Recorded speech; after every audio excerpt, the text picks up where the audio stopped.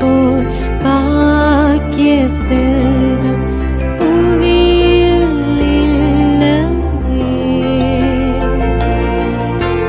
புவி நிரம்ப பொன் தந்தாலும் இப்பளிக்கு ஈடில்லையே.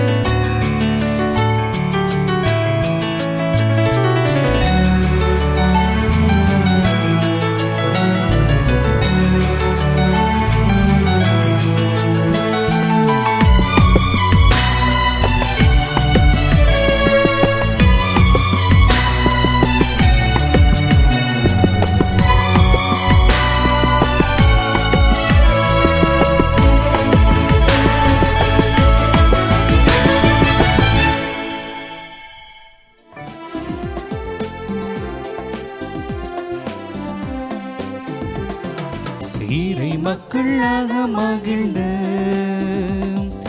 வருகின்ற திருப்பவனி திருச்சபை இணைந்து கிறிஸ்துவோடு வருமே தியாகப்பலி. வாராயிரை திருக்குலமே வாழ்வாய் பேருடனே. வாராயிரை திருக்குலமே வாழ்வாய் பேருடனே. இறை மக்களாக மகிழ்ந்து வருகின்ற திருப்பவனி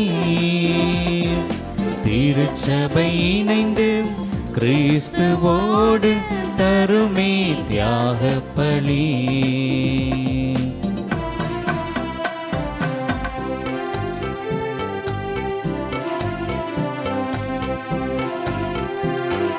மலருடன் சேரும் யாவுமே மனம் பெற்று வாழ்தல் நீதியே.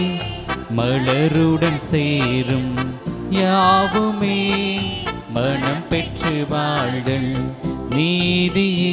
புவி வாழ்வை நாமும் தரவே இறை மாண்பை இன்றே பெறவே விரைவாய் வருவோம் தேவன் அருள் பெறுவோம். இறைவன் நிழலில் வாழ்வில் பொருள் பெறுவோம். தந்தை மகன் தூயாவியாரின் பெயராலே ஆமென். நம் ஆண்டவராகிய இயேசு கிறிஸ்துவின் அருளும் கடவுளின் அன்பும் தூய ஆவியாரின் நட்புறவும் உங்கள் அனைவரோடும் இருப்பதாக. உம் ஆன்மாவோடும் இருப்பதாக. இறையேசுவில் அன்புள்ள சகோதரிகளே சகோதரர்களே, இன்று நாம் புனித திருமுழுக்கு யோவானுடைய பிறப்பு விழாவை சிறப்பிக்கின்றோம். லூக்கா நற்செய்தியாளர் இவரது பிறப்பை முன்னறிவித்தார். இவரது தாய் எலிசபெத்து கருவுற இயலாதவராக இருந்தார். இவரும் இவர் கணவர் சக்கரியாவும் வயது முதிர்ந்தவர்களாகவும் இருந்தார்கள். வானதூதர் யோவானின் பிறப்பை சக்கரியாசிடம் முன்னறிவிக்கின்றார்.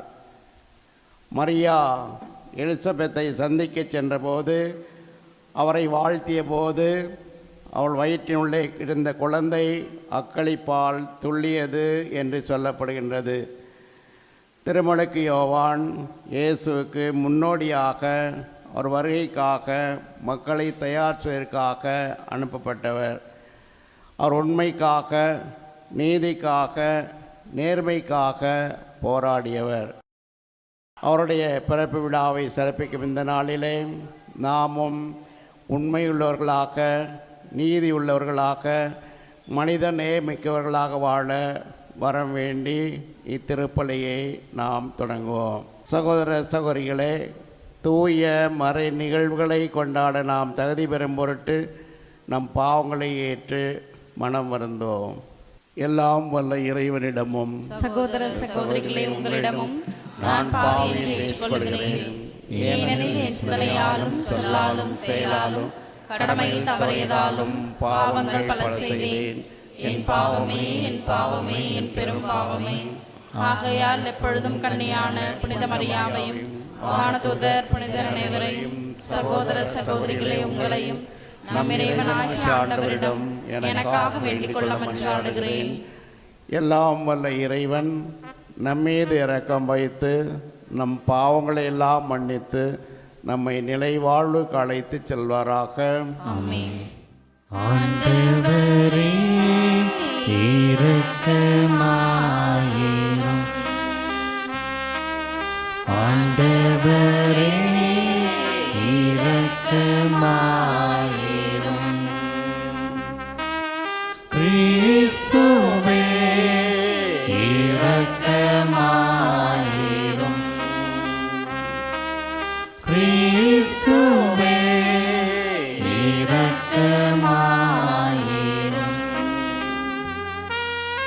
ஆண்டவரே இரக்கமாயிரும். ஆண்டவரே இரக்கமாயிரும்.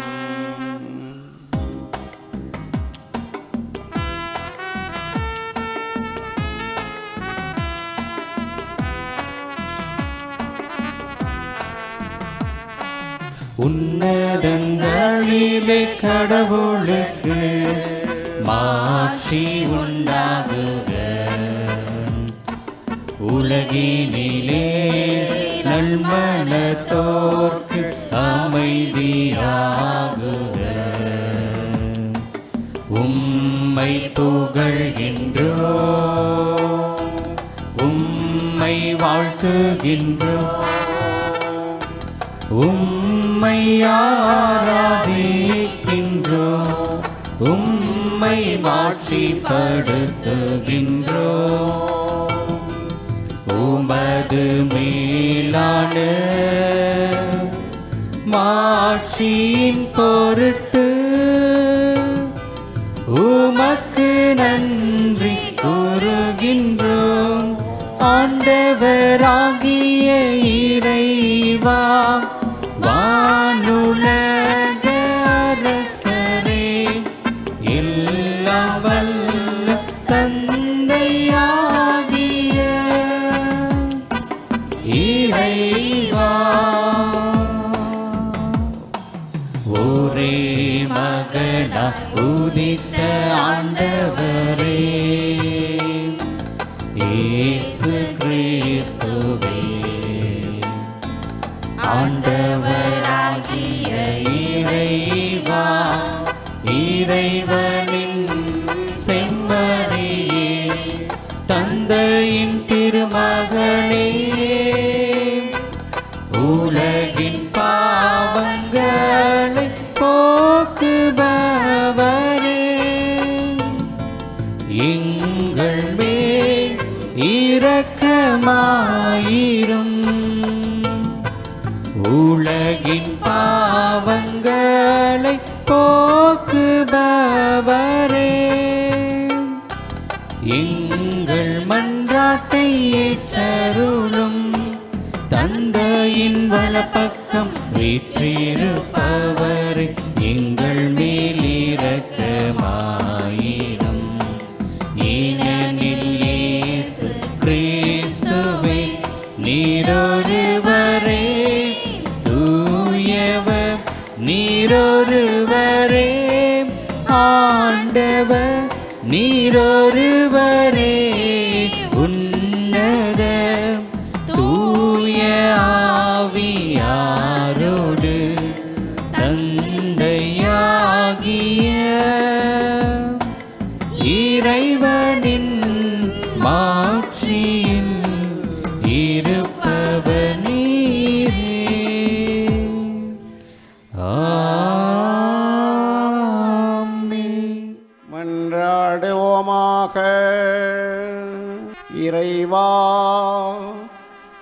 ஆண்டவராகிய கிறிஸ்துவுக்காக மக்களினத்தை சிறந்த முறையில் தயாரிக்க புனித திருமுழுக்கு யோவானை ஏற்படுத்தினீரே. அதனால் மக்களாகிய எங்களுக்கு உள மகிழ்வை அருளி நம்பிக்கையாளர் அனைவரின் மனங்களை மீட்பு பாதையிலும் அமைதியின் வழியிலும் நடத்துவீராக. உம்மோடு தூயாவியாரின் ஒன்றிப்பில் இறைவனாய் என்றென்று வாழ்ந்து ஆட்சி செய்கின்ற எங்கள் ஆண்டவரும் உம் திருமகனமாகிய இயேசு கிறிஸ்து வழியாக உம்மை மன்றாடுகின்றோம்.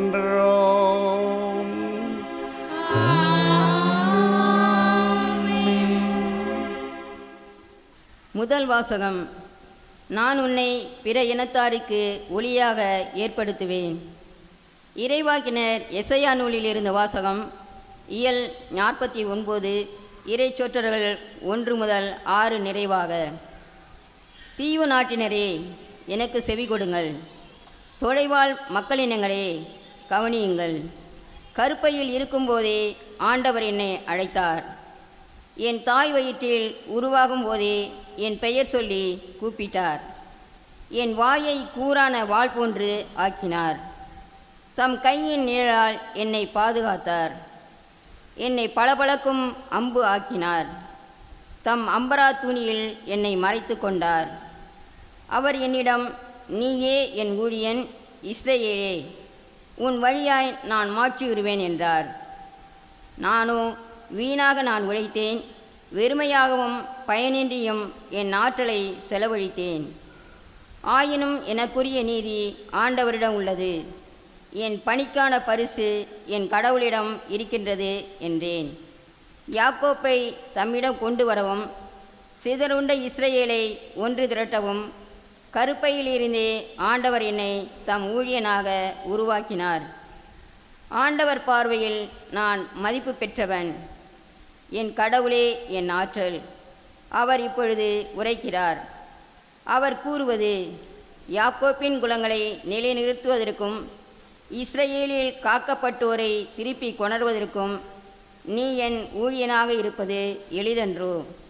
உலகம் முழுவதும் என் மீட்பை அடைவதற்கு நான் உன்னை பிற இனத்தாருக்கு ஒளியாகவும் ஏற்படுத்துவேன். ஆண்டவரின் அருள்வாக்கு. இறைவனுக்கு நன்றி. பதிலுரை பாடல் பல்லவி. வியத்தகு முறையில் என்னை படைத்ததால் நான் உனக்கு நன்றி நவில்கின்றேன். வியத்தகு முறையில் என்னை படைத்ததால் நான் உமக்கு நன்றி நவில்கின்றேன். ஆண்டவரே, நீர் என்னை ஆய்ந்து அறிந்திருக்கின்றீர். நான் அமர்வதையும் எழுவதையும் நீர் அறிந்திருக்கின்றீர். என் நினைவுகளையெல்லாம் தொலைவிலிருந்து உய்த்துணர்ந்தீர். நான் நடப்பதும் படுப்பதையும் நீர் அறிவீர். என் வழிகள் எல்லாம் உமக்கு தெரிந்தவையே. பல்லவி. வியத்தகு முறையில் என்னை படைத்ததால் நான் உமக்கு நன்றி நவில்கின்றேன். ஏனெனில் என் உள் உறுப்புகளை உண்டாக்கியவர் நீரே. என் தாயின் கருவில் எனக்கு உரு தந்தவர் நீரே. அஞ்சுதற்கு வியத்தகு முறையில் நீர் என்னை படைத்ததால் நான் உனக்கு நன்றி நவில்கின்றேன். உம் சொற்கள் வியத்தகை என்பதையும் என் மனம் முற்றிலும் அறியும். பல்லவி. வியத்தகு முறையில் என்னை படைத்ததால் நான் உமக்கு நன்றி நவில்கின்றேன். என் எழும்பு உமக்கு மறைவானது அன்று. மறைவான முறையில் நான் உருவானதையும் பூவுலகின் ஆழ்பகுதியில் நான் உரு பெற்றதையும் நீர் அறிந்திருக்கின்றீர். பல்லவி. வியத்தகு முறையில் என்னை படைத்ததால் நான் உமக்கு நன்றி நவில்கின்றேன். இரண்டாம் வாசகம். திருத்தூதர் பணிகள் நூலிலிருந்து வாசகம். அந்நாட்களில் பவுல் கூறியது, கடவுள் சவுலை நீக்கிவிட்டு தாவீதை அவர்களுக்கு அரசராக ஏற்படுத்தினார். அவரை குறித்து ஈசாயின் மகனான தாவீதை என் இதயத்துக்கு உகந்தவனாக கண்டேன். என் விருப்பம் அனைத்தையும் அவன் நிறைவேற்றுவான் என்று சான்று பகர்ந்தார்.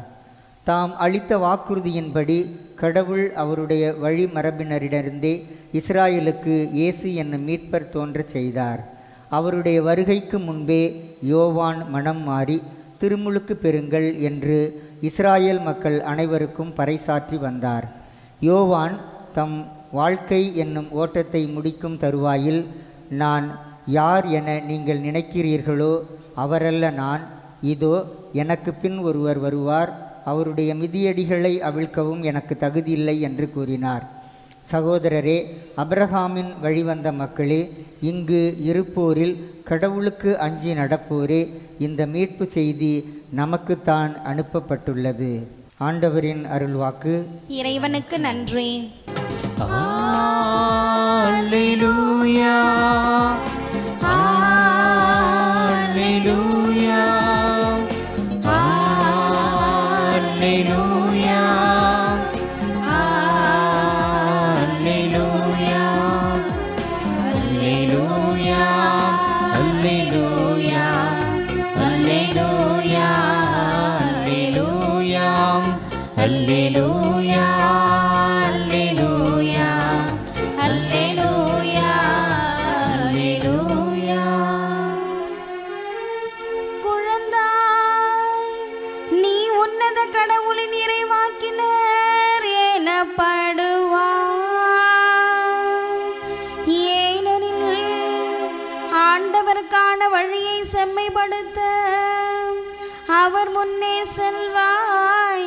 அல்லேலூயா, அல்லேலூயா, அல்லேலூயா, அல்லேலூயா, அல்லேலூயா. ஆண்டவர் உங்களோடு இருப்பாராக. உம் ஆன்மாவோடும் இருப்பாராக. லூக்கா எழுதிய தூய நற்செய்தியிலிருந்து வாசகம். ஆண்டவரே, மாட்சி உமக்கே. இயல் 1 இறை வசனங்கள் 57 முதல் 66 மற்றும் 80வது வசனம். எலிசபெத்துக்கு பேறுகாலம் நெருங்கியது. அவர் ஒரு மகனை பெற்றெடுத்தார். ஆண்டவர் அவருக்கு பெரிதும் இரக்கம் காட்டினார் என்பதை கேள்விப்பட்டு சுற்றி வாழ்ந்தோரும் உறவினரும் அவரோடு சேர்ந்து மகிழ்ந்தனர். 8ஆம் நாளில் அவர்கள் குழந்தைக்கு விருத்த சேதனம் செய்ய வந்தார்கள். செக்கரியா என்ற அதன் தந்தையின் பெயரையே அதற்கு சூட்ட இருந்தார்கள். ஆனால் அதன் தாய் அவர்களை பார்த்து, வேண்டாம், அதற்கு யோவான் என பெயரிட வேண்டும் என்றார். அவர்கள் அவரிடம், உம் உறவினருள் இப்பெயர் கொண்டவர் எவரும் இல்லையே என்று சொல்லி, குழந்தைக்கு என்ன பெயரிடலாம், உம் விருப்பம் என்ன என்று தந்தையை நோக்கி சைகை காட்டி கேட்டார்கள். அதற்கு அவர் எழுது பலகை ஒன்றை கேட்டு வாங்கி இக்குழந்தையின் பெயர் யோவான் என்று எழுதினார். எல்லாரும் வியப்படைந்தனர். அப்பொழுதே அவரது வாய் திறந்தது, நா கட்டவிழ்ந்தது. அவர் கடவுளை போற்றி புகழ்ந்தார். சுற்றி வாழ்ந்தோர் அனைவரும் இதை பற்றி கேள்விப்பட்டு அஞ்சினர். இச்செய்தி யூதே மலை நாடெங்கும் பரவியது. கேள்விப்பட்டவர்கள் யாவரும் இச்செய்தியை தங்கள் உள்ளங்களில் இருத்தி, இக்குழந்தை எப்படிப்பட்டதாக இருக்குமோ என்று சொல்லிக் கொண்டார்கள். ஏனெனில் அக்குழந்தை ஆண்டவருடைய கைவன்மையை பெற்றிருந்தது. குழந்தையாய் இருந்த யோவான் வளர்ந்து மன வலிமை பெற்றார். இஸ்ரேல் மக்களுக்கு தம்மை வெளிப்படுத்தும் காலம் வரை அவர் பாலை நிலத்தில் வாழ்ந்து வந்தார். ஆண்டவரின் அருள்வாக்கு. கிறிஸ்துவே உமக்கு புகழ். இயேசு கிறிஸ்துவில் பிரியமான எனது அருமை சகோதரர்களே, சகோதரிகளை, இன்று நமது தாய் திருச்சபை திருமுழுக்கு யோவானுடைய பிறப்பு பெருவிழாவை சிறப்பித்து கொண்டிருக்கின்றது. அன்புக்குரியவர்களே, நம்மளுடைய நாட்டிலெல்லாம் குழந்தை பிறந்துச்சுன்னா எப்படி அந்த குழந்தைய பாராட்டுகின்றார்கள், எப்படி அந்த மகிழ்ச்சியான செய்தியை பகிர்ந்துக்கிறாங்க. வெளிநாட்டில் குழந்தை பிறந்துச்சுனாக்கா அந்த மகிழ்ச்சியான செய்தியை எப்படி பகிர்ந்துக்கிறாங்க. இது நடக்கிற நிகழ்வு. வெளிநாட்டில் ஒரு குழந்தை பிறந்துருச்சுனாக்கா உடனே அந்த பெற்றோர்கள் சொல்லுவாங்களாம், சொந்தக்காரங்களாம் சொல்லுவாங்களாம், நம்மை நாட்டை ஆள்வதற்கு ஒரு பிரசிடெண்ட் பிறந்து விட்டார் அப்படின்னு சொல்லுவாங்களாம்.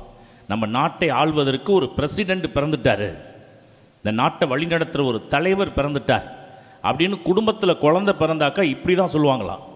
ஆனால் நம்ம சைடில் ஏதாவது ஒரு குழந்தை பிறந்துருச்சுனாக்கா உடனே என்ன சொல்கிறாங்க அப்படின்னாக்கா, எனக்கு கொல்லி வைக்க ஒருத்தன் பிறந்துட்டான். எப்படி இருக்குது? எனக்கு கொல்லி வைக்க எனக்கு ஒருத்தன் பிறந்துட்டான், பிச்சை எடுத்தாவது அவனுக்கு எனக்கு கஞ்சி ஊற்றிடுவான். இதுதான் நம்ம சைடில் நம்ம ஆட்கள் சொல்லுகின்ற ஸ்டேட்மெண்ட். ஆனால் வெளிநாட்டில் குழந்தை பிறந்துருச்சுனாக்கா நாட்டை ஆளக்கூடிய தலைவர் பிறந்துட்டாரு, பிரசிடென்ட் பிறந்துட்டாருன்னு சொல்லுகின்றார்கள். ஆனால் நம்ம சைடில் எல்லாமே எதிர்மறையாகவே பேசி கொண்டு இருப்பது.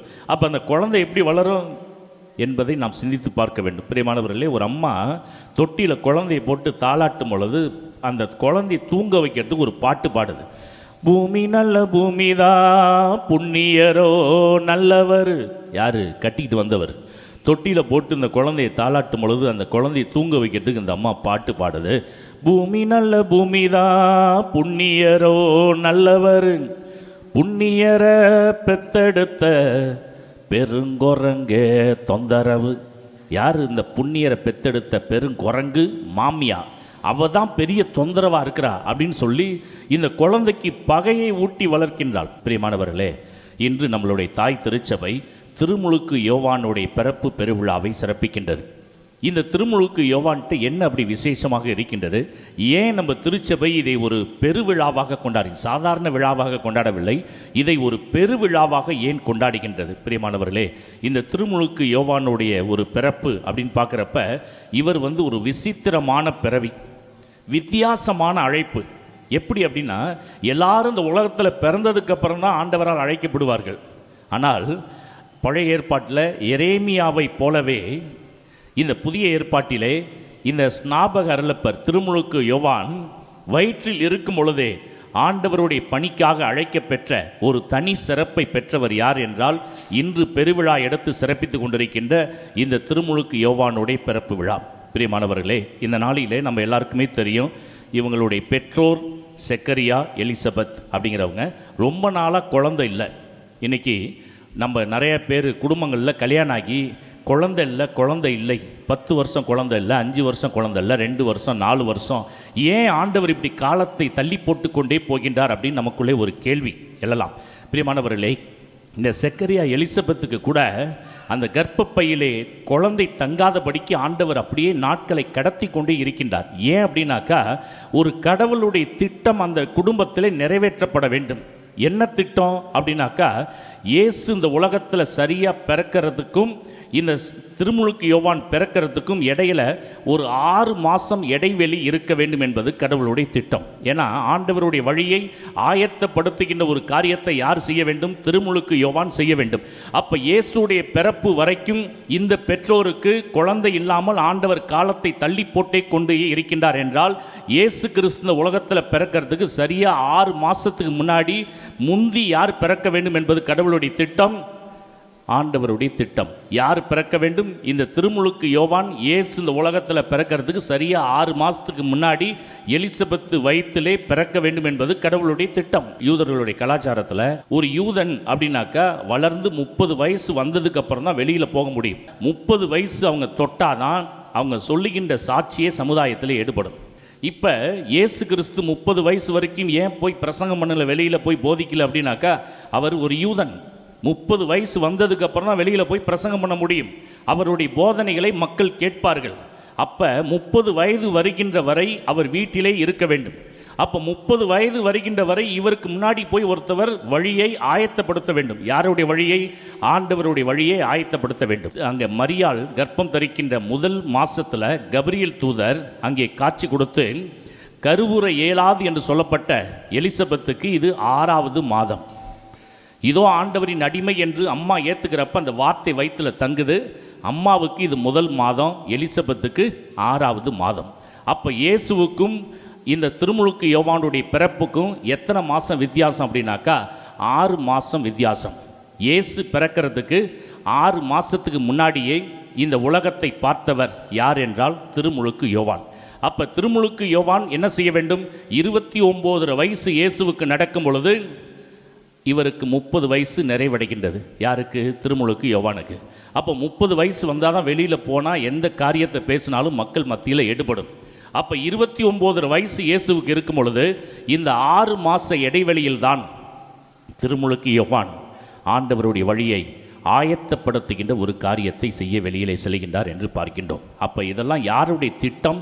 கடவுளுடைய திட்டம். பிரியமானவர்களே, இன்று உங்களுடைய குடும்பங்களில் கல்யாணம் ஆகி குழந்தை இல்லை, இன்னும் எங்களுக்கு குழந்தை இல்லை, எத்தனையோ மருத்துவர்களை பார்த்து விட்டோம், எல்லாரும் கை வெறித்து விட்டார்கள் என்று நிறைய பேர் சொல்லி கொண்டிருக்கலாம். பிரியமானவர்களே, இவர்களுடைய குடும்பத்தை நீங்கள் உற்று நோக்குங்கள். இந்த குடும்பத்தை பார்த்து நீங்கள் ஆறுதல் அடையுங்கள். நம்மளுடைய வாழ்க்கையில் நிச்சயம் ஆண்டவர் அற்புதத்தை செய்வார். அங்கே அபிரகாம், பழைய ஏற்பாட்டில் பார்க்குறோம், அபிரகாமுக்கு 75 வயசுல தான் ஆண்டவராகிய கடவுள் ஒரு வார்த்தை கொடுக்கின்றார், ஒரு வாக்குத்தத்தம் கொடுக்கிறார். 75 வயசு வரைக்கும் குழந்தை இல்லை அபிரகாமுக்கு. வெளியில எல்லா இடத்துலையும் சுத்தி வர்றாரு, வெக்கமாக இருக்கின்றது. கடவுளோட பேசுகின்றனே, ஆனால் ஆண்டவர் என் கண்களுக்கு முன்பாக எந்த அற்புதத்தை செய்ய மாட்டாரேன்னு சொல்லி அவர் அங்கே மனசு கவலைப்பட்டு வீட்டுக்குள்ளார அந்த கூடாரத்துக்குள்ளார போய் அழுதுகிட்டு இருக்கிறப்ப ஆண்டவராகிய கடவுள் சொல்லுகிறார், கொஞ்சம் வெளியில வாயா அப்படின்னு சொல்லி அபிரகாமை கூப்பிடுறாரு. அவர் வெளியில வர்றார், மேல இருக்கிற நட்சத்திரத்தை காமிக்கிறார். இந்த நட்சத்திரத்தை உன்னால என்ன முடியுமா? இவர் அப்படியே பார்க்கிறார், இதை எப்படி ஆண்டவரே என்றது, இந்த அளவிற்கு உன் சந்ததியை நான் பெருக செய்வேன். 75 வயசுல ஆண்டவராகிய கடவுள் அபிரகாமுக்கு ஒரு வாக்குறுதி கொடுத்தாரு. உடனே ஆண்டவர் பிள்ளையை கொடுக்கல. எத்தனை வருஷம் காத்துக்கிட்டு இருந்தாரு? 25 வருஷம். அதனாலதான் அபிரகாம் விசுவாசத்தின் தந்தை. 25 வருஷம் காத்துக்கிட்டு இருக்கிறாருங்க. 75 வயசுல ஆண்டவராகிய கடவுள் அபிரகாமுக்கு சொன்னார், இந்த வானத்தில் இருக்கிற நட்சத்திரத்திற்கு இணையாக உன் சந்ததியை நான் பெருக செய்வேன் என்று.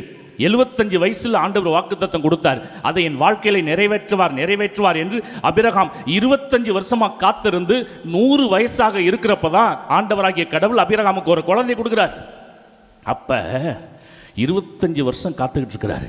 ஆகவே நீங்கள் நம்பிக்கை தளர வேண்டாம். திருமுழுக்கு யோவானுடைய பிறப்பு பெருவிழாவை கொண்டாடுகின்ற நமக்கு ஆண்டவர் கொடுக்கிற செய்தி இதுதான்.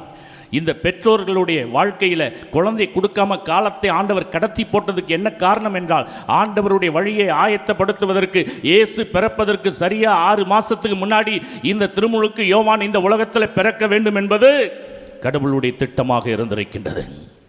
அதை சரியாக ஆண்டவர் நிறைவேற்றார். எந்த நாளில் எந்த நேரத்தில் எப்படி அற்புதம் செய்ய வேண்டும் என்று கடவுள் போட்ட திட்டம் அது சிறப்பாக நம்மளுடைய குடும்பங்களில் நிறைவேற்றப்பட வேண்டும் என்று நம்மை முழுமையாக ஒப்புக் கொடுக்க வேண்டும். பிரியமானவர்களே, இவர்களுடைய வாழ்க்கையில் பார்க்கும் பொழுது எலிசபெத் அவர் யூதயா தேசத்திலே அங்கே ஹெப்ரோன் என்று சொல்லக்கூடிய அந்த பகுதியிலே வாழக்கூடியவர். நல்லா கவனிச்சு பாருங்க. இப்போ மரியாள் எங்கே இருக்கிறாங்க அப்படின்னாக்கா, கலீலியாவிலே நாசரேத்தூரிலே வாழக்கூடிய ஒரு பெண்மணி. இப்போ 2 பேருக்கும் எத்தனை மாதம்? 6 மாதம். இப்போ எலிசபெத்து, நல்லா யோசிச்சு பார்ப்போம், ஆவியானவர் எப்படி அழகாக வழி நடத்துகின்றார் என்று. எலிசபெத்துக்கு 6 மாதம், கருவுற இயலாது என்று சொல்லப்பட்டவளுக்கு 6வது மாதம். இப்போ வயசு வேற ஆயிடுச்சு, தலையெல்லாம் நரைச்சி போயிருக்கும். தலையெல்லாம் நரைச்சி போய் வயிறு மட்டும் பெருசாக இருந்து ஊருக்குள்ளார அந்த அம்மா நடந்திருக்க முடியுமா? எலிசபெத்து ஊருக்குள்ளார வெளியில் வந்திருக்க முடியுமா? வயசான காலத்தில் இப்படி ஒரு ஆசையா அப்படின்னு ஊருக்காரங்களாம் பேசக்கூடிய அளவிற்கு வரும். இதுக்காகவே அவாய்ட் பண்ணுங்கிறதுக்காக 6வது மாதம் வயிறு கொஞ்சம் பெருசாக இருக்கிறப்ப எலிசபெத்து வெளியிலேயே வராமல் வீட்டுக்குள்ளாரே இருக்க வேண்டிய ஒரு சூழல். அப்போ எலிசபெத்துடைய தேவையை நிறைவேற்றணும் அல்லவா? யார் நிறைவேற்றுவது? ஆவியானவர் இங்கே மாதா கிட்ட பேசுகிறாங்க. கருவுற இயலாது என்று சொல்லப்பட்ட அவளுக்கு இது 6வது மாதம்.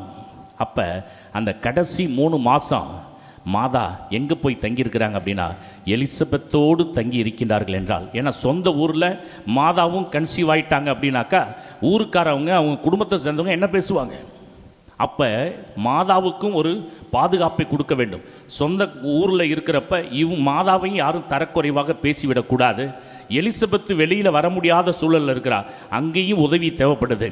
அப்போ 2 பேரையும் ஆவியானவர் எவ்வளவு அழகாக சேர்த்து வைக்கின்றார். அப்போ இந்த மாதாவும் அந்த இடத்துக்கு போகின்றார்கள்.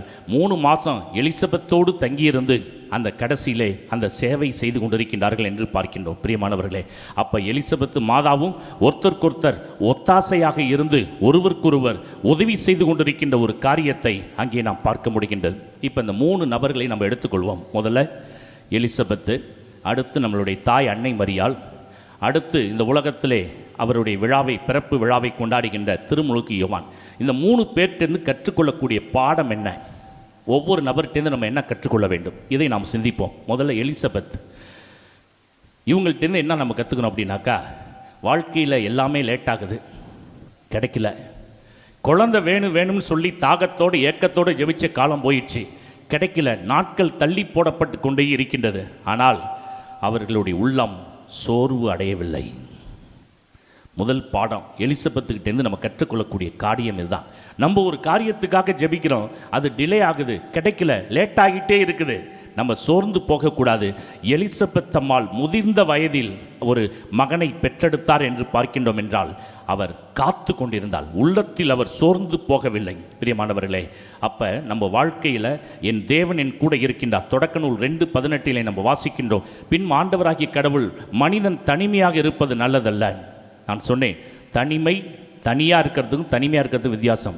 தனியாக இங்கே நின்று நான் பிரசங்கம் பண்ணலாம், இது நல்லது. தனிமையாக இருக்கிறதுனா என்ன அப்படின்னாக்கா, என் கூட ஆட்கள் இருந்தாலும் எனக்கு யாருமே இல்லை அப்படின்னு எப்போ ஒரு மனுஷனுக்குள்ள அந்த உணர்வு வருதோ அதுதான் தனிமை என்ற உணர்வு. ஆண்டவர் எதை சொல்லுகின்றார்? தனிமையாக இருப்பது நல்லதல்ல என்று சொல்லுகின்றார். பிரியமானவர்களே, ஆனால் எலிசபெத்து தன்னுடைய வாழ்க்கையில் என் தேவன் என் கூட இருக்கின்றார் என்ற அந்த உணர்வு மேலோங்கி நின்றது. அதனால் உள்ளத்தில் அவங்களுக்கு சோர்வே இல்லை என்று பார்க்கின்றோம். தாவீது கூட சில சமயம் தனிமையை உணர்வார். அப்போ அவர் என்ன செய்வாராம்? அவர் ஒரு மெத்தட் அவர் சொல்லிக் கொடுக்குறார் பாருங்க. திருப்பாடல் 42:11 பார்க்கின்றோம். அவர் ஆடு மேய்க்கிற தனியாக போவார், பேசுறதுக்கு ஆள் துணை இருக்காது. அப்போ ஆடுகள் தான் ஓடிக்கிட்டு இருக்கும், அங்கங்கே மேய்ஞ்சிக்கிட்டு இருக்கும். பேசுறதுக்கு ஆளே இல்லாதப்ப மனசில் ஒரு தனிமை உணர்வு வந்துடும்.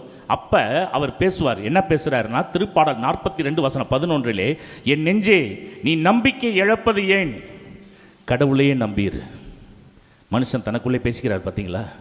ஒரு கணவன் மனைவி, அந்த அம்மா வீட்டுக்காரருக்கு ஃபோன் பண்ணுது, 5 தடவை ஃபோன் பண்ணுது. இவர் சைலண்ட் மூடில் போட்டு வச்சுருக்கிறார், ஃபோனை எடுக்கலை. திடீர்னு யதார்த்தமாக எடுத்தாக்கா 6வது தடவை ஃபோன் அங்கேருந்து வருது. பதஷ்டப்பட்டுக்கிட்டு மனைவி அடிச்சிருக்கிறாள் இத்தனை தடவைன்னு சொல்லி காதில் வச்சோன்னே அங்கேருந்து ஒரு சவுண்டு, எங்கே இருக்கிற, ஒரு சவுண்டு. கோபம் அந்த அம்மாவுக்கு. 5 தடவை என் புருஷன் எடுக்கல, 6வது தடவை எடுக்கிறான், எங்கே இருக்கிற. அந்த கோபத்தை ஒரே வார்த்தையில் ஆஃப் பண்ணுறாரு இவர். அப்படியே குனிஞ்சி பாருடி அப்படின்னு இருக்காரு. இப்படியே பார்த்துருக்குது. உன் இதயத்தில் தாண்டி நான் இருக்கிறேன், சரி சாரிங்க நீங்கள் பார்த்துட்டு வாங்க அப்படின்னு சொல்லிட்டு அப்படியே அந்த கோபம் ஒரு நிமிஷத்தில் தணிஞ்சு போச்சு. பிரியமானவர்களே, இன்று இந்த உள்ளத்தில் சில சமயம் எனக்கு யாருமே இல்லைங்கிற உணர்வு வருது பாருங்க, அந்த தனிமை என்ற உணர்வு. அப்போ தாவீதுக்கு கூட அந்த உணர்வு வந்துச்சு. ஆனால் அந்த இடத்துல அவர் யாரை வைக்கிறார்? என் நெஞ்சே நீ நம்பிக்கை இழப்பது ஏன், கடவுளே நம்ப. எலிசபெத்து கஷ்டத்தில், பிரியமானவர்களே, அப்போ அப்படி நம்பி இருந்த காரணத்தினால தான் அந்த கடைசி அந்த இப்போ 4 மாதம் வெளியில் போக முடியாத ஒரு சூழல். அந்த சூழலில் கூட கடவுள் ஒரு ஆளை அப்பாயின் பண்ணுறாரு உதவி செய்கிறதுக்கு. கடவுள் மேலே நம்பிக்கை, எப்படி பராமரிப்பு, கடவுளுடைய பராமரிப்பு அவருடைய வாழ்க்கையில் இடம் பெறுகின்றது என்பதை சிந்தித்து பார்க்க வேண்டும். அப்போ எலிசபெத்தை போல நாம் சோர்ந்து போகக்கூடாது. சில காரியங்கள் லேட்டாக கிடைக்குதுன்னா அது கடவுளுடைய திட்டம் என்பதை உணர்ந்து அதை பொறுமையோடு ஏற்றுக்கொண்டோம் என்றால், எலிசபெத்துக்கு உதவி செய்ய ஒரு ஆளை அனுப்பியது போல நம்மளுடைய வாழ்க்கையிலும் கடவுளுடைய பராமரிப்பு நிச்சயம் செயல்படும். இது முதல் காரியம். 2வது, மாதா கிட்டேருந்து கற்றுக்கொள்ளக்கூடிய பாடம் என்ன அப்படின்னாக்கா, எலிசபெத்துக்கு உதவி செய்ய மாதா அங்கே செல்கின்றார்கள். 3 மாதம் அங்கேயே தங்கி உதவி செய்கிறாங்க. இதிலேருந்து நம்ம அதனால தான் யாக்கோப்பு 4:17 வாசிக்கின்றோம், நன்மை செய்ய ஒருவருக்கு தெரிந்திருந்தும் அவர் அதை செய்யாவிட்டால் அது பாவம். இப்போ மாதாவுக்கு அந்த ஆப்பர்ச்சுனிட்டி, அந்த வாய்ப்பு கொடுக்கப்பட்டது. உன் சொந்தக்காரி 6 மாதம் ஆகுது, கருவுரை இயலாதுன்னு சொல்லப்பட்டவளுக்கு. மாதா கிளம்பி போயிட்டாங்க. நீ அங்கே போன்னு வானத்தோதை சொல்ல, கடவுள் உணர்த்தினாரா நீ அங்கே போய் ஹெல்ப் பண்ணுன்னு? இல்லை. கேள்விப்பட்டவுடன் அந்த எலிசபெத்து, ஏன்னா வயசான சூழலில் வயிறு பெருசாகிறப்போ ஊருக்குள்ளே தலை காட்ட முடியுமா? ஒரு காய்கறி வாங்கணும்னா கூட வெளியில் போகணுமே, போக முடியாமல் அந்த அம்மா தவிப்பாங்களேன்னு மாதா உணர்ந்து மாதாவா வாலண்டியராக அங்கே போய் அங்கே தங்கியிருக்கின்றார்கள். அந்த இடத்துல உதவி செய்கின்றார்கள். பிரியமானவர்களே, அன்னை தெரசாளுடைய வாழ்க்கையில் கூட ஒரு சம்பவம் நடந்தது. பிள்ளைகளுக்கு உதவி கேட்டு ஒரு இடத்துல போய் கையேந்திரப்ப அந்த செல்வந்தர் இந்த அன்னை தெரசாள் கையில் காரி துப்புனான். உமிழ் நீர் கையில் பிச்சை எடுக்க வந்துட்டியான்னு சொல்லி திட்டான். அப்போ அந்த அம்மா சொல்லியிருக்கிறாங்க, எனக்கு கொடுக்க வேண்டியதை நீங்கள் கொடுத்துட்டீங்க, என் பிள்ளைகளுக்கு கொடுக்க வேண்டியதை கொடுத்தாக்க நான் போயிடுவேன் அப்படின்னு இருக்காங்க. அவன் கண்ணீர் விட்டு உடனே என்ன வேணும்னு சொல்லி கேட்டு எல்லாத்தையும் அவன் கொடுக்கின்றான். பிரியமானவர்களே, நன்மை செய்ய தெரிந்திருந்தும் நன்மை செய்யாவிட்டால் அது பாவம். மரியாள் தெளிவாக அதை செய்திருக்கின்றார்கள்.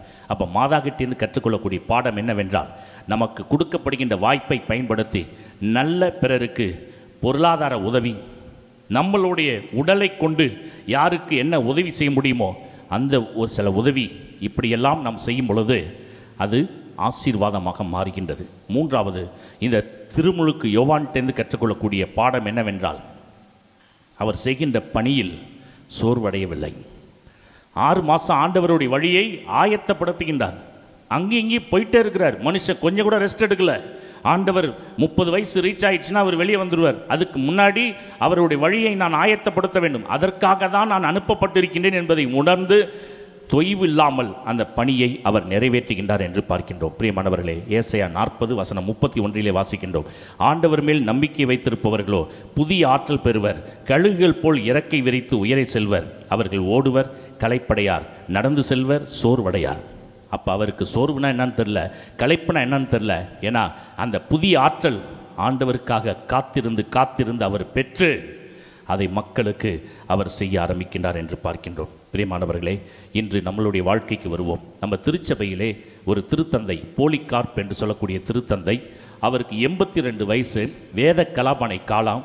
அப்போ அவரை தூணில் கட்டி வைத்து இயேசுவை விட்டு விடுகின்றேன் என்று சொன்னால் ஒன்றை நாங்கள் விட்டுறோம், இல்லைன்னா ஒன்றை அப்படியே எரிச்சிருவோம் அப்படின்னு இருக்காங்க.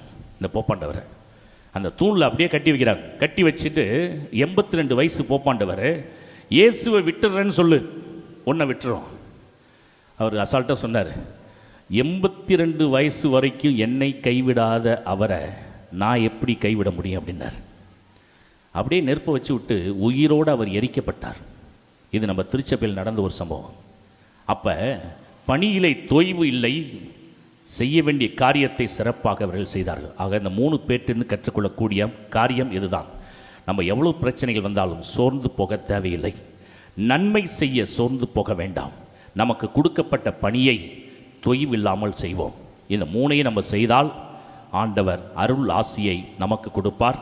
அந்த ஆசிரால் நிரப்பப்படுவோம், மகிழ்ச்சியோடு வாழ்வோம். அதற்கான அருளை இந்த திருப்பலியில் கேட்டு ஜெபிப்போம். ஆமேன். விண்ணகத்தையும் மண்ணகத்தையும் படைத்த எல்லாம் வல்ல தந்தையாகிய கடவுளை நம்புகிறேன். அவருடைய ஒரே மகனாகிய நம் ஆண்டவர் இயேசு கிறிஸ்துவை நம்புகிறேன். இவர் தூய ஆவியால் கருவுற்று கன்னி மரியாவிடமிருந்து பிறந்தார். போந்தியோ பிலாத்தின் அதிகாரத்தில் பாடுபட்டு சிலுவையில் அறையப்பட்டு இறந்து அடக்கம் செய்யப்பட்டார். பாதாளத்தில் இறங்கி 3ஆம் நாள் இறந்தோரிடமிருந்து உயிர்த்தெழுந்தார். விண்ணகத்திற்கு எழுந்தள்ளி எல்லாம் வல்ல தந்தையாகிய கடவுளின் வலப்பக்கத்தில் வீற்றிருக்கிறார். அங்கிருந்து வாழ்வோருக்கும் இறந்தோருக்கும் தீர்ப்பு வழங்க வருவார். தூய ஆவியாரை நம்புகிறேன். புனித கத்தோலிக்க திராவையை நம்புகிறேன். புனிதர்களின் உறவு ஒன்றிப்பை நம்புகிறேன். பாவ மன்னிப்பை நம்புகிறேன். நிறைவாழ்வை நம்புகிறேன். ஆமீன். இயேசுவில் அன்புள்ளவர்களே,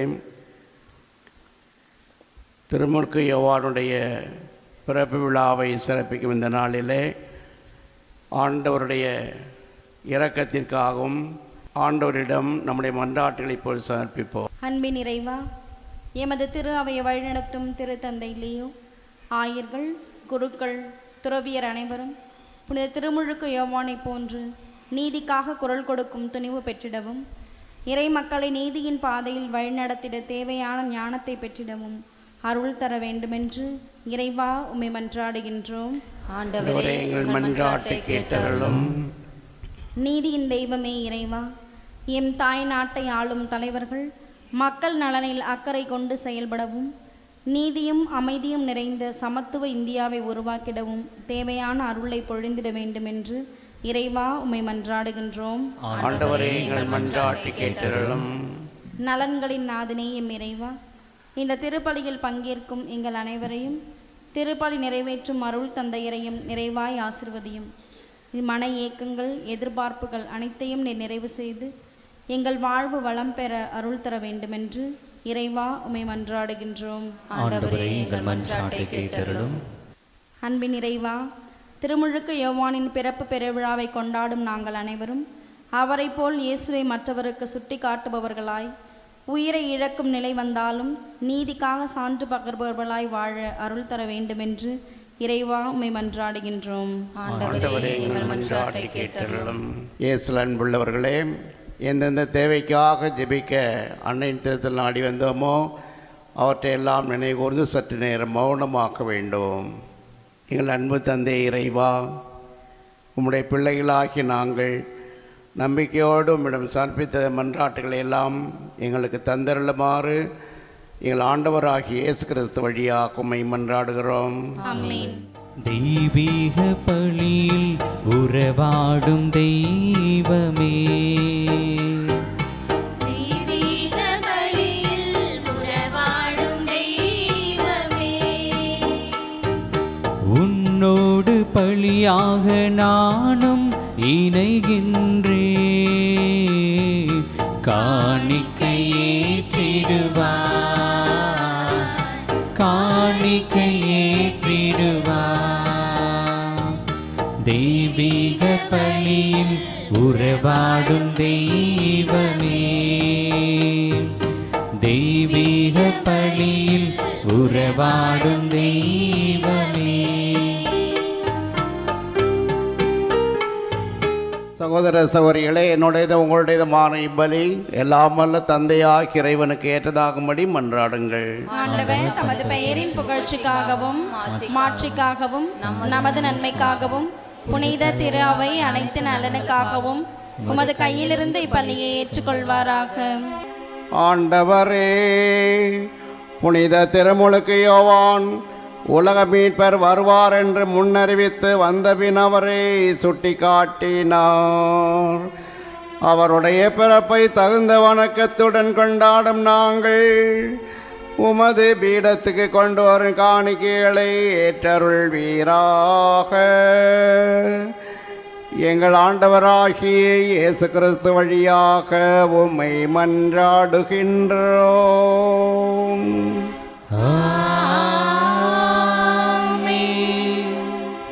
ஆண்டவர் உங்களோடு இருப்பாராக.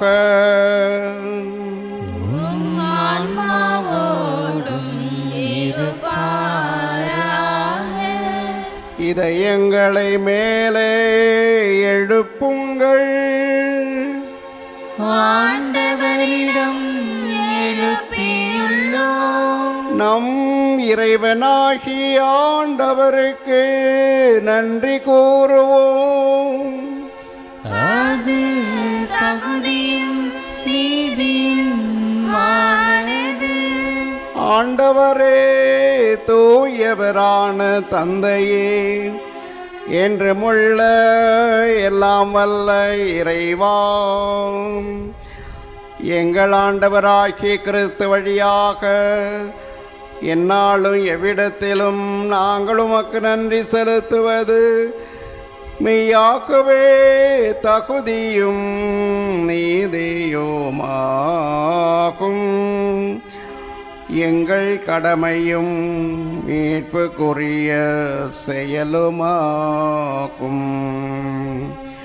கிறிஸ்துவின் முன்னோடியான புனித யோவானை முன்னிட்டு நாங்கள் உமது உன்னத மாட்சியை புகழ்கின்றோம்.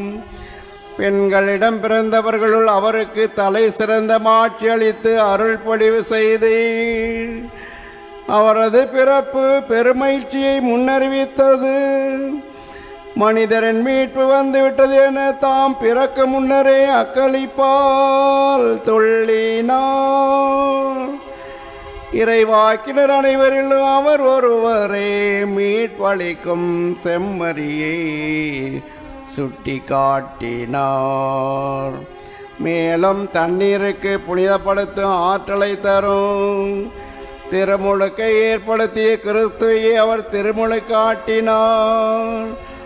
அவர் இரத்தம் சிந்தி கிறிஸ்துவுக்கு மிக சிறந்த முறையில் சான்று பகரவும் பேறு பெற்றார்.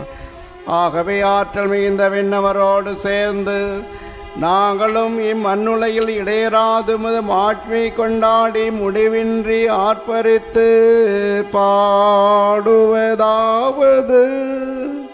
தூயவர் தூயவர் தூயவர், வான்படைகளின் கடவுளாம் ஆண்டவர். விண்ணகமும் மண்ணகமும் உமது மாட்சியால் நிறைந்துள்ளன. உன்னதங்களிலே ஓசானா. ஆண்டவர் பெயரால் வருகிறவர் ஆசி பெற்றவர். உன்னதங்களிலே ஓசானா. ஆண்டவரே, நீர் மெய்யாகவே தூயவர், தூய்மை அனைத்துக்கும் ஊற்று. ஆகவே உம்முடைய ஆவியை பொழிந்து இக்காணிக்கைகளை தூய்மைப்படுத்த உம்மை வேண்டுகிறோம். இவ்வாறு எங்கள் ஆண்டவர் இயேசு கிறிஸ்துவின் உடலும் இரத்தமுமாக எங்களுக்கு இவை மாறுவனவாக. அவர் பாடுபட உளம் கனிந்து தம்மை கையளித்த போது அப்பத்தை எடுத்து நன்றி செலுத்தி அதை பிட்டு தம் சீடர்களுக்கு அளித்து கூறியதாவது: அனைவரும் இதிலிருந்து பெற்று உண்ணுங்கள், ஏனெனில் இது உங்களுக்காக கையளிக்கப்படும் என் உடல்.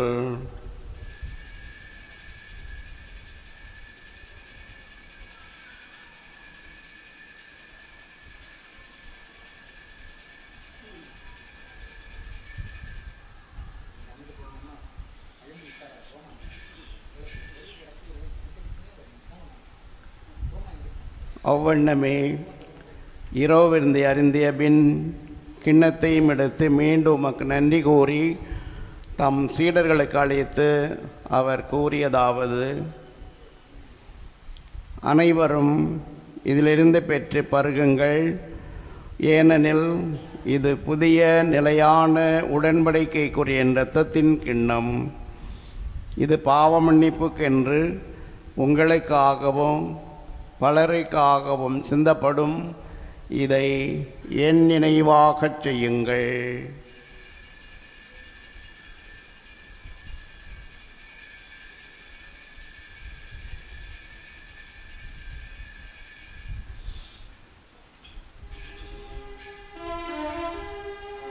நம்பிக்கையின் மறைபொருள். ஆண்டவரே, நீர் வருமளவும் உமது இறப்பினை அறிக்கையிடுகின்றோம், உமது உயிர்ப்பினையும் எடுத்துரைக்கின்றோம். ஆகவே ஆண்டவரே, நாங்கள் கிறிஸ்துவின் இறப்பினையும் உயிர்ப்பினையும் நினைவு கூர்ந்து வாழ்வு தரும் அப்பத்தையும் மீட்பளிக்கும் கிண்ணத்தையும் ஒக்கப்படுக்கின்றோம். உம் திருமுன் நின்று உமக்கு ஊழியம் புரிய தகுந்தவர்கள் என எங்களை ஏற்றுக்கொண்டீர். எனவே உமக்கு நன்றி செலுத்துகின்றோம். மேலும் கிறிஸ்துவின் உடலிலும் இரத்தத்திலும் பங்கு கொள்ளும் எங்களை தூய ஆவியார் ஒன்று சேர்க்க வேண்டுமென உம்மை தாழ்மையுடன் மன்றாடுகின்றோம். ஆண்டவரே, உலகெங்கு பரவியிருக்கும் அது திரு அவை நினைவு கூர்ந்தள்ளும். எங்கள் திருத்தந்தை லியோ, எங்கள் ஆயர் ஜீவானந்தம், எல்லா திருநிலையினர் ஆகிய அனைவரோடும் முது திரு அவை அன்பில் நிறைவு பெற செய்தருளும். மேலும் உயிர்த்தெழும் எதிர்நோக்குடன் துயில் கொள்ளும் எங்கள் சகோதர சகோதரிகளையும் இறந்தோர் அனைவரையும் இரக்கத்துடன் நினைவு கூர்ந்து உமது திருமுக ஒளியினுள் ஏற்றருளும். எங்கள் அனைவர் மீதும் இரக்கமாயிரம். கடவுளின் கன்னித்தாயான புனித மரியா, அவருடைய கணவரான புனித யோசேப்பு, புனித திருத்தூதர்கள், இவ்வுலகில் உமக்கு உகந்தவராய் இருந்தோர் ஆகிய புனிதர் அனைவருடனும் நாங்கள் நிலை வாழ்வில் பங்கு கொள்ளும் தகுதி பெற்று உம் திருமகன் இயேசு கிறிஸ்து வழியாக உம்மை புகழ்ந்தேத்து மரமரல உம்மை மன்றாடுகின்றோம். இவர் வழியாக இவரோடு இவரில் எல்லாம் வல்ல இறைவனாகிய தந்தையே, தூய ஆவியாரின் ஒன்றிப்பில் எல்லா புகழும் ஆட்சியும் என்றென்றும் உமக்கு உரியதே.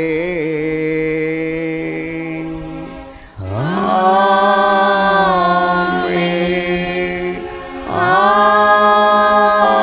ஆமென். ஆமென்.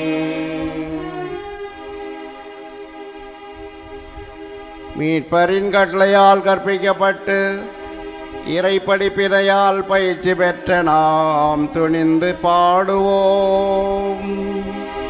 விண்ணுலகில் இருக்கின்ற எங்கள் தந்தையே, உமது பெயர் தூயது என போற்ற பெறுக. உமது ஆட்சி வருக. உமது திருவுளம் விண்ணுலகில் நிறைவேறுவது போல மண்ணுலகிலும் நிறைவேறுக. எங்கள் அன்றாட உணவை இன்று எங்களுக்கு தாரும். எங்களுக்கு எதிராக குற்றம் செய்வோரை நாங்கள் மன்னிப்பது போல எங்கள் குற்றங்களை மன்னியும். எங்களை சோதனையில் விழவிடாதேயும், தீமையிலிருந்து எங்களை விடுவித்தருளும். ஆண்டவரே, தீமை அனைத்திலிருந்து எங்களை விடுவித்து எங்கள் வாழ்நாளில் அமைதியை கனிவுடன் அருளவும் மன்றாடுகின்றோம். உமது இரக்கத்தின் உதவியால் நாங்கள் பாவத்திலிருந்து எப்போதும் விடுதலை பெற்று யாதொரு கலக்கமுமின்றி நலமாயிருப்போமாக. நாங்கள் எதிர்நோக்கி இருக்கும் பேரின்பத்துக்காகவும் எம்மீட்பராகி இயேசு கிறிஸ்துவின் வருகைக்காகவும் காத்திருக்கின்றோம். ஆட்சியும் வல்லமையும் மாற்றியும் என்றென்றும் உமதே. ஆண்டவரே இயேசு கிறிஸ்துவே, அமைதியை உங்களுக்கு விட்டு செல்கின்றேன், என் அமைதியையே உங்களுக்கு அளிக்கின்றேன் என்று உம் திருத்தூதர்களுக்கு மொழிந்தீரே. எங்கள் பாவங்களை பாராமல் உமது திருவையின் நம்பிக்கையை கண்ணோக்கி உமது திருவுளத்திற்கேற்ப அதற்கு அமைதியையும் ஒற்றுமையையும் அளித்தருள்வீராக. என்றென்றும் வாழ்ந்து ஆட்சி செய்கின்றவ நீரே.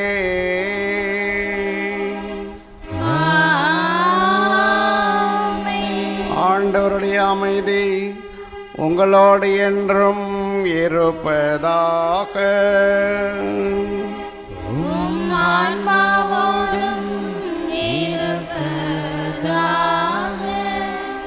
ஒருவருக்கு ஒரு அமைதியை அறிவித்து மகிழ்வோம். சமாதானம். உலகின் பாவங்களை போக்கும் இறைவனின் செம்மறியே, எங்கள் மேல் இரக்கமாயிரம். உலகின் பாவங்களை போக்கும் இறைவனின் செம்மறியே, எங்கள் மேல் இரக்கமாயிரம். உலகின் பாவங்களை போக்கும் இறைவனின் செம்மறியே, எங்களுக்கு அமைதி அளித்துள்ளும். இதோ இறைமகன் இயேசு கிறிஸ்து, இவரே உலகின் பாவங்களை எல்லாம் போக்கின்றவர். இந்த செம்மறி விருந்துக்கு அழைக்க பெற்ற நாம் அனைவரும் பேறு பெற்றோர். ஆண்டவரே, நீர் இல்லத்தில் எழுந்தருள நான் தகுதியற்றவன், ஆனால் ஒரு வார்த்தை மட்டும் சொல்லிரலும், எனது ஆன்மா நலமடையும்.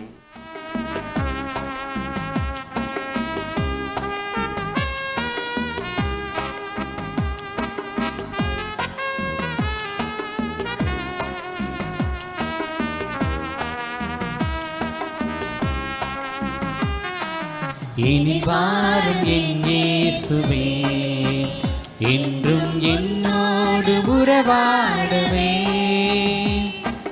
நீ இன்றி ஒன்றில்லையே, இங்கு நீதானே என் இல்லையே. மன்றாடுவோமாக. ஆண்டவரே, விண்ணக செம்மறியின் விருந்தை உட்கொண்டு ஊட்டம் பெற்ற நாங்கள் உம்மை வேண்டுகின்றோம். உமது திரு அவை புனித திருமுழுக்கு யோவானின் பிறப்பில் மகிழ்ச்சி அடைந்து வருவார் என அவர் முன்னறிவித்த கிறிஸ்துவே, தனது புது பிறப்பின் ஊற்றானவர் என அறிந்து கொள்வதாக. எங்கள் ஆண்டவராகிய இயேசு கிறிஸ்து வழியாக உம்மை மன்றாடுகின்றோம்.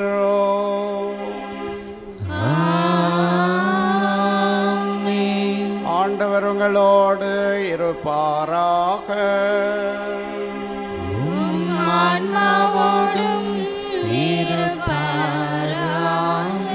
எல்லாம் வல்ல இறைவன் தந்தை மகன் தூயாவியார் உங்களுக்கு ஆசி வழங்குவாராக.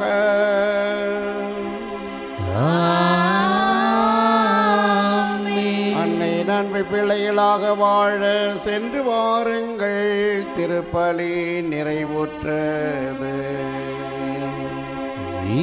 இறைவனுக்கு நன்றி. அழகின் முழுமை தாயே, அழகை தலைமீது தாயே, உலகினில் ஒளியேற்றிடவே அமலனை எமக்களித்தாயே. அழகின் முழுமை தாயே, அழகையின் தலைமீது தாயே, உலகினில் ஒளியேற்றிடவே அமலனை எமக்களித்தாயே.